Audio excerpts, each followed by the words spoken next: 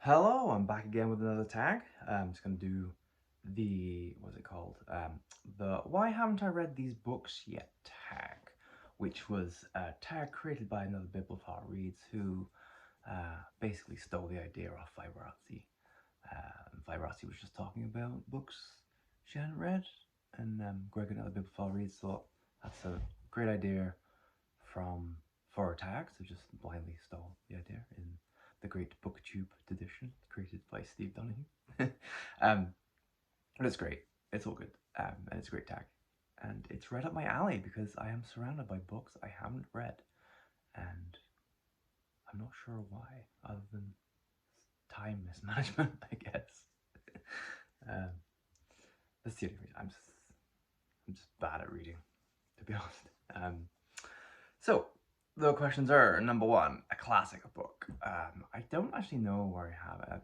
My book room's a bit of a mess right now. I'm still looking for shelves. But we do have a copy of Wuthering Heights by Emily Bronte. And it's a glaring omission, mainly because I have watched every single film adaptation of Wuthering Heights.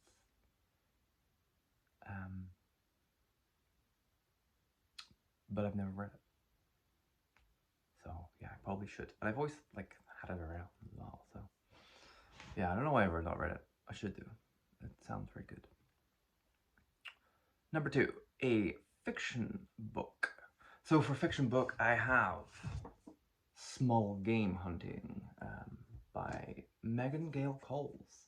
And the main reason this is a bit of a glaring omission, even though it's quite recent, is I actually bought this on the week of release.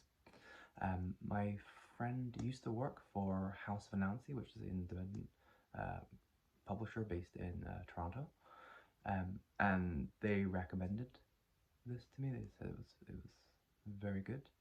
I put it on the day of release, and I still haven't read it. And most of BookTube, at least most of the Canadian BookTube has read it. And then yeah, and it sounds right up my alley too. Like it sounds amazing. And it was nominated for multiple prizes. I still haven't read it, so maybe soon, maybe in the next week or two. What's the next one? A non-fiction book. This is possibly one of the greatest crimes of my not reading career. This is Sam Phillips, The Man Who Invented Rock and Roll by Peter Grolnick, who is a great writer of music history. He's done an Elvis book and a Sam Cooke book, and basically wrote about I think rhythm and blues of the American South in the kind of 50s era. I'm a huge fan of 1950s music, especially like 1940s to 1960s. Particularly, I'm very much interested in rock and roll, rhythm, blues, gospel, kind of the kind of stomp records and stuff. Yeah, just really huge fan of it, and huge fan of Sun Records, and Sam Phillips is just a legendary figure. Not only did he discover Elvis, worked with Jerry Lee Lewis, well, kind of discovered Jerry Lee Lewis and Johnny Cash and people like that, but mainly working with people like Howlin' Wolf, Roscoe Gordon. Roscoe Gordon's an absolutely amazing blues rock and roll artist who is kind of largely forgotten these days, but was absolutely fantastic. Sun Records also did actually record a lot of other studios,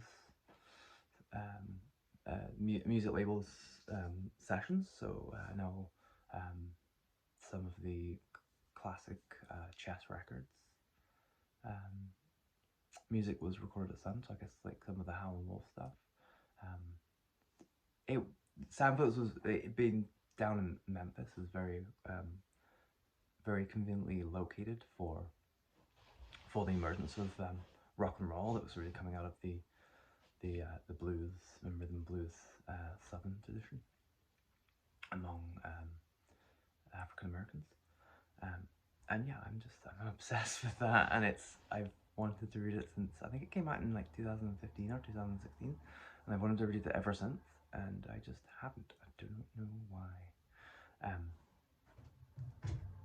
So that's non-fiction, and then I think what is it, genre, which is obviously my like my genre is I'm sorry, I'm struggling to talk today. I'm a genre reader, so yes, it's really the what I've read most, what I've mostly read the genre, especially crime fiction. But there's so many glaring omissions. Like I think the more you love something, the more you're aware of how little you have read uh, from that. And so the biggest one, and I've kind of been putting this off because I just didn't.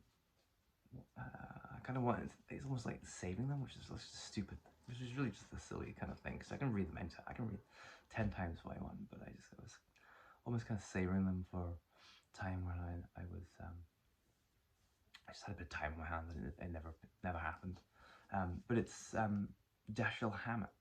I've read some Dashiell Hammett. I've read Red Harvest, Maltese Falcon, and The Thin Man, but I have not read The Dane Curse or The Glass Key. And The Glass Key is one of my favorite adaptations, like movie adaptations of Dashiell Hammett. Veronica Lake and Alan Ladd. Absolutely amazing chemistry in that movie they have, and it's this like pretty cynical political murder mystery. And yeah, I know Dashiell Hammett definitely did have leftist leanings. I think he at some point was involved in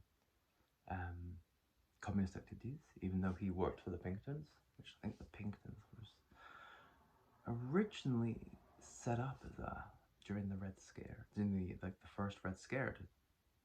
I think that's right. They were set up during the first Red Scare to try to find unpatriotic communists in America. But, correct me if I'm wrong. But yeah, so definitely kind of shares a similar worldview, and there's definitely a bit of a cynicism with his worldview, which I'm very much aligned to. I very much loved Red Harvest and Maltese Falcon, and The Thin Man to some extent. Thin Man's fun, but Maltese Falcon is such a good book. And yeah, I've just kind of been, I guess, savouring those two. But I've had that book for a while. I've had that book pretty much since I moved to Canada. And then, so that goes in nicely into the longest book you've had, but haven't read. And I think technically this is probably the longest book. I've had access to this book my entire life. And I tried to start reading it a couple of years ago. Yeah, I think actually the first year I was in book deal, I was reading this. I got halfway through, and then for some reason just stopped.